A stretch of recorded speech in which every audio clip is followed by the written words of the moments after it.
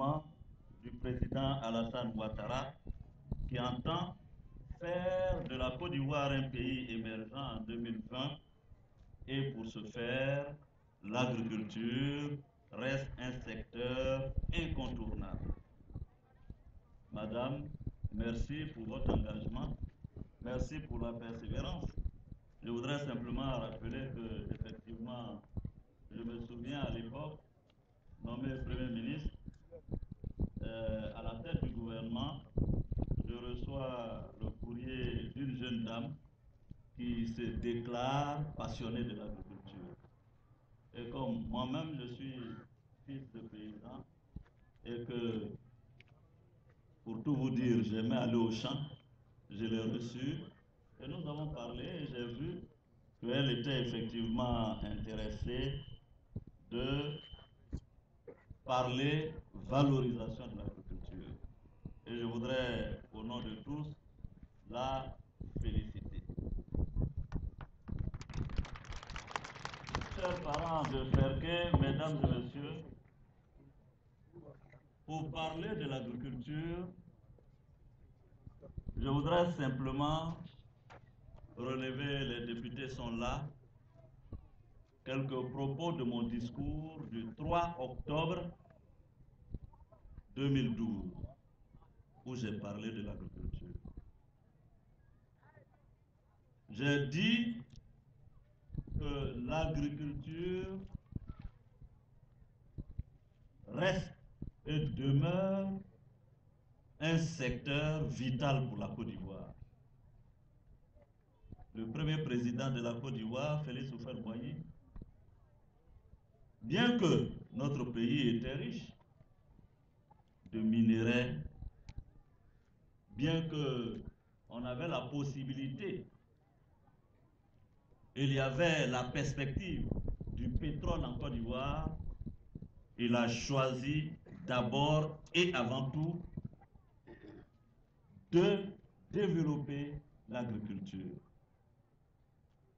Il a choisi avant tout de baser le développement de notre pays sur l'agriculture. Et c'est important. C'est plus tard que moi-même, j'ai compris l'importance de l'agriculture. Et j'ai compris l'importance des paysans, des cultivateurs, des paysannes dans notre pays, et il faut les saluer. C'est pourquoi je suis content et j'étais tout à l'heure ému de voir nos mamans défiler, les braves paysannes défiler devant nous, voir les braves paysans défiler devant nous, dans la joie, dans l'allégresse. Parce que malheureusement, les gens pensent que c'est aller à l'école, devenir enseignant, professeur, travailler dans l'administration. Les gens pensent que c'est ce qui est valorisant en Côte d'Ivoire pour les citoyens. Mais ce n'est pas vrai. Ce n'est pas vrai. Parce que tous les grands pays que vous voyez, que ce soit les États-Unis, que ce soit la France, la Chine, la priorité des priorités, ils l'ont consacrée à l'agriculture. Parce que vous ne pouvez pas développer votre pays, vous ne pouvez pas développer votre pays, et j'insiste là-dessus, si vous n'êtes pas d'abord et avant tout autosuffisant, alimentairement parlant. Il faut d'abord avoir à manger pour développer après les autres secteurs porteurs de croissance comme l'industrie et autres. Mais d'abord, il faut développer l'agriculture. Et moi-même, je suis un paysan parce que mon père faisait un champ au village. J'ai mon jeune frère qui est parmi vous dans la foule, Soro Simon. Je me souviens, à un moment donné, en 2004, j'ai dit, bon, on va agrandir le champ du vieux.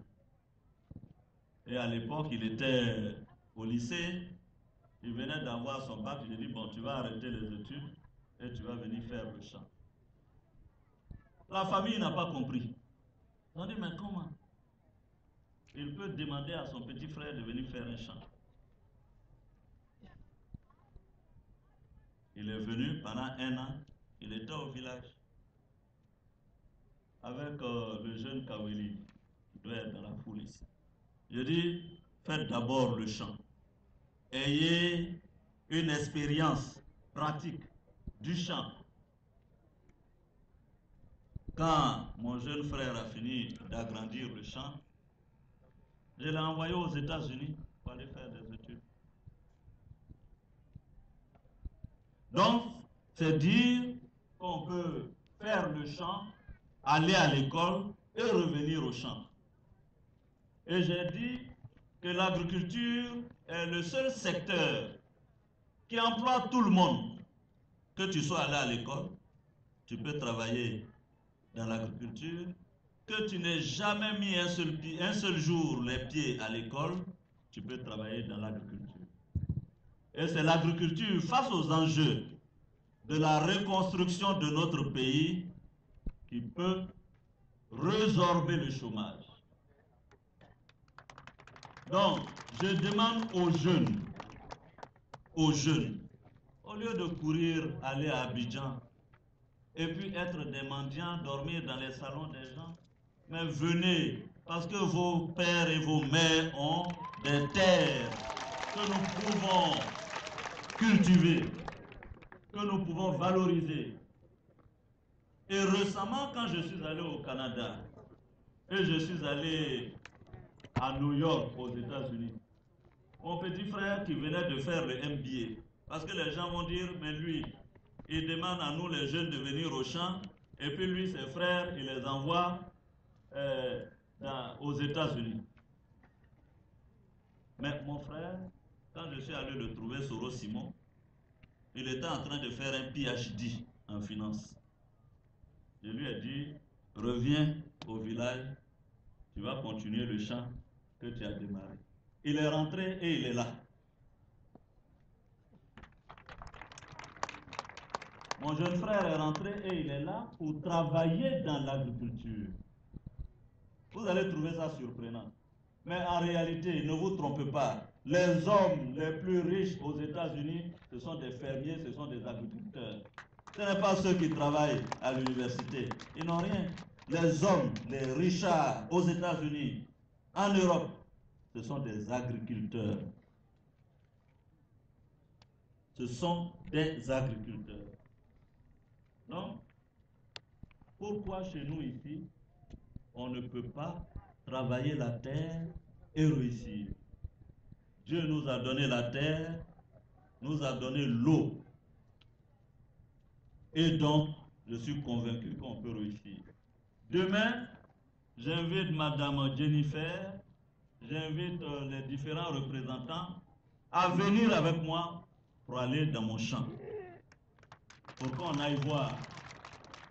Parce que nous sommes, et ça j'insiste là-dessus, et j'ai demandé à tous ceux qui sont dans mon entourage de faire des champs.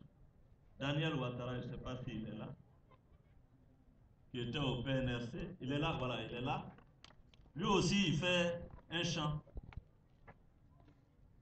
Et je veux justement qu'on donne un vrai modèle par l'exemple. Il faut que, parce que quand tu as un champ, tu as une bonne ferme, tu n'as pas peur d'être renvoyé même dans ton travail. Parce que tu es renvoyé là, tu t'en vas dans ton champ, tu es tranquille. Tu es tranquille, tu es dans ton champ, tu manges, tu vis normalement. La cherté de la vie, ne cherchez pas de grandes solutions pour la cherté de la vie. La cherté de la vie là, développer l'agriculture et la vie ne sera plus chère en Côte d'Ivoire. Parce que on rencontre la cherté de la vie à Sokosé, dans le magasin. On rencontre la cherté de la vie à Cap Sud. Mais tout ce vivrier qu'on m'a apporté aujourd'hui, ça peut me faire 3 mois de nourriture. Je n'ai pas besoin d'aller à Sokosé, je n'ai pas besoin d'aller à Capsule, je n'ai pas besoin de dépenser mon argent. Avant, quand la Côte d'Ivoire avait réussi à lancer l'agriculture, mais c'était tellement beau et bien. Parce que le paysan au village, quand il avait son grenier plein et qu'il envoyait son fils en ville à l'école, il l'envoyait chez son frère, son cousin, qui travaille à Abidjan, pas les bras ballants. Le fils allait avec un sac de riz, un sac de maïs, du vivrier. Et celui qui t'accueillait à Abidjan n'avait pas besoin d'aller au magasin pour acheter. Et c'est comme ça qu'il économisait. Et même quand le paysan voulait t'acheter ton billet, ton ticket de véhicule, il lui suffisait de vendre soit une pintade, soit un mouton, soit un sac de riz, et puis tu avais ton argent pour aller à l'école.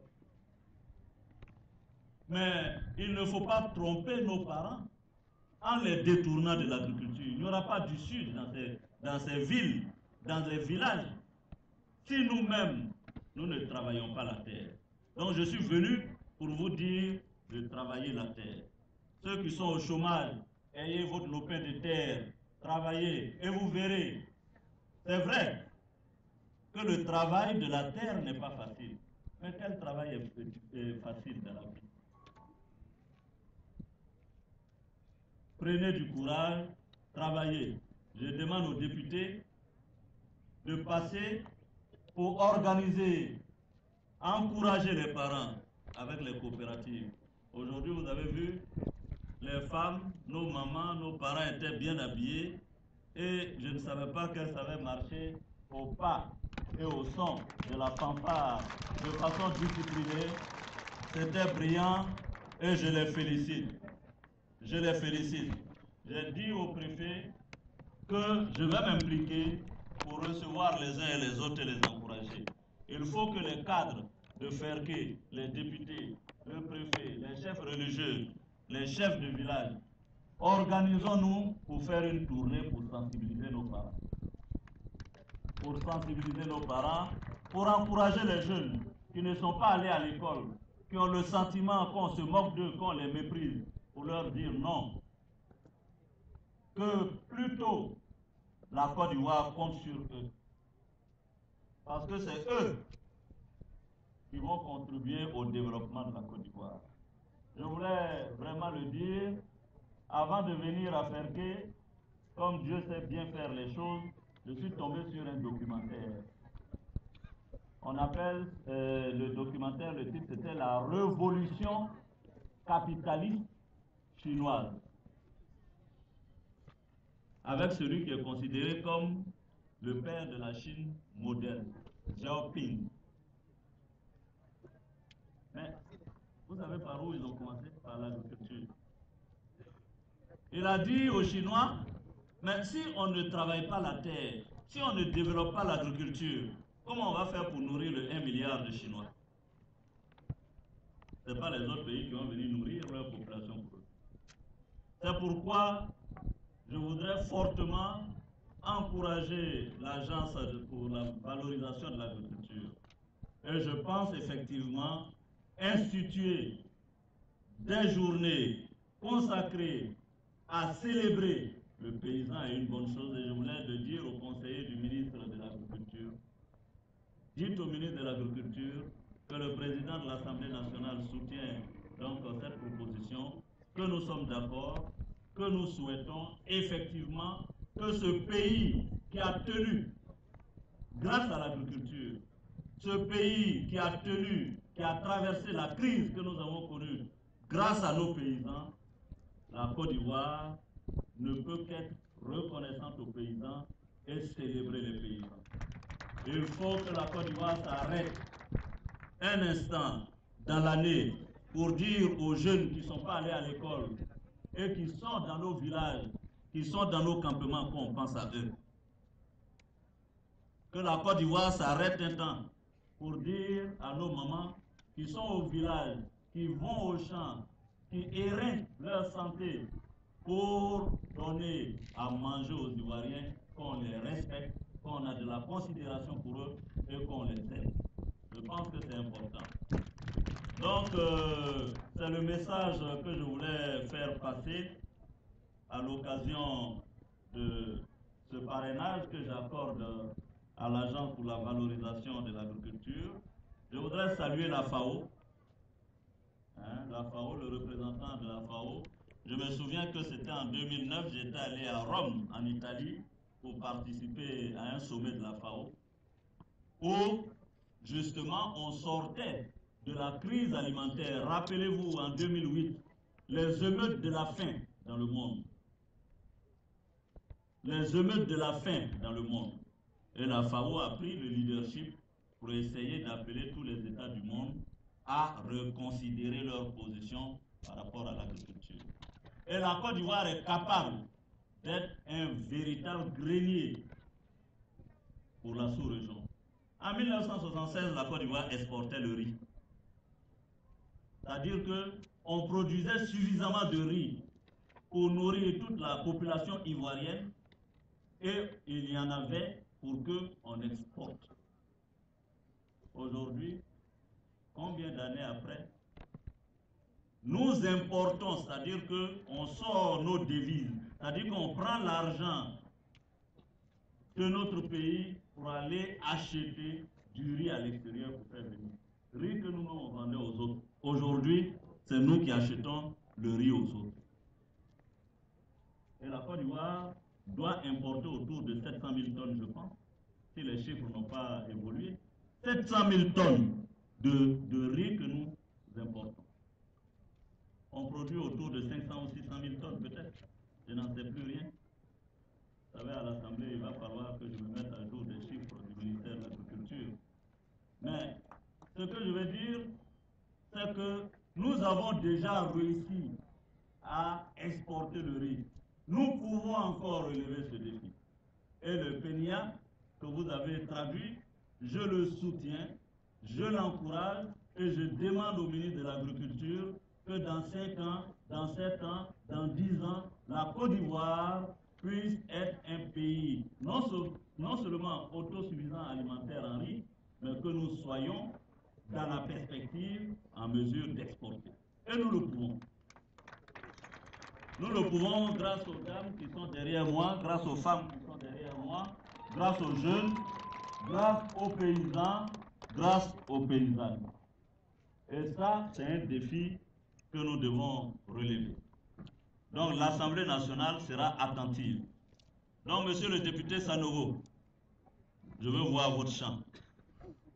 Monsieur le député Boniface, l'année prochaine, je vais aller voir votre champ. Je vais aller visiter que vous avez fait vos champs.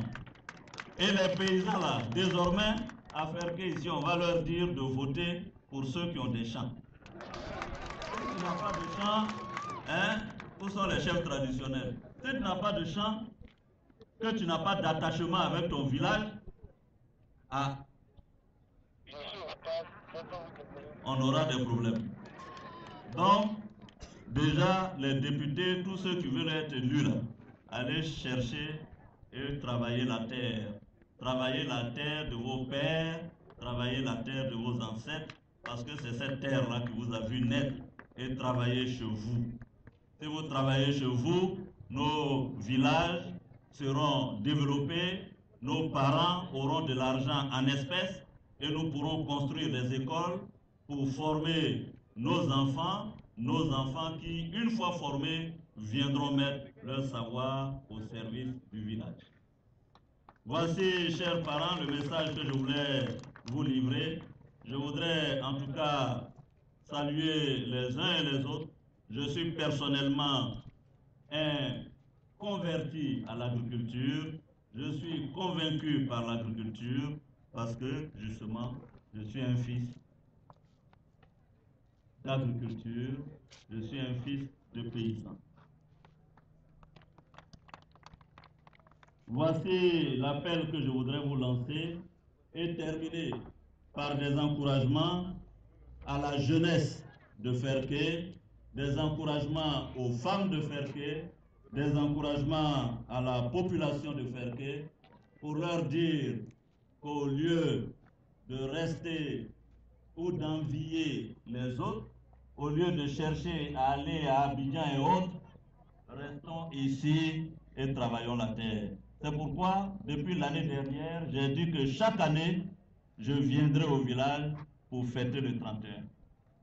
Donc, j'invite tout le monde ici, les 30 et 31, pour qu'on vienne faire la fête. On peut rendre beau Ferké, on peut rendre, et puis, regardez comment c'est paisible, c'est pas encombré, on dort bien la nuit, on peut se reposer. Rendons notre cadre, soyons fiers de Ferké, soyons fiers de nos villages, soyons fiers de notre région.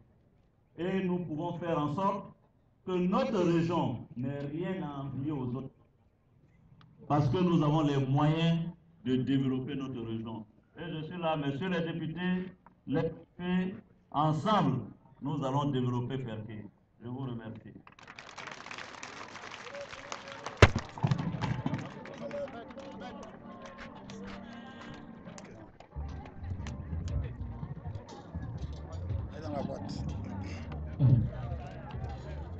Voilà, mesdames et messieurs,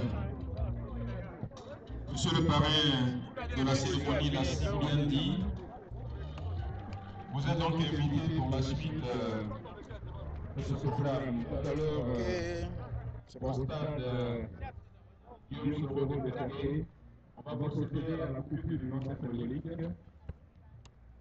Donc vous êtes tous invités. Demain également, vous êtes invités à la fin de ce mouvement, vous êtes également invités pour le développement de la gestion. Alors, vous êtes tous invités au stade Guillaume Soro, au centre polyvalent.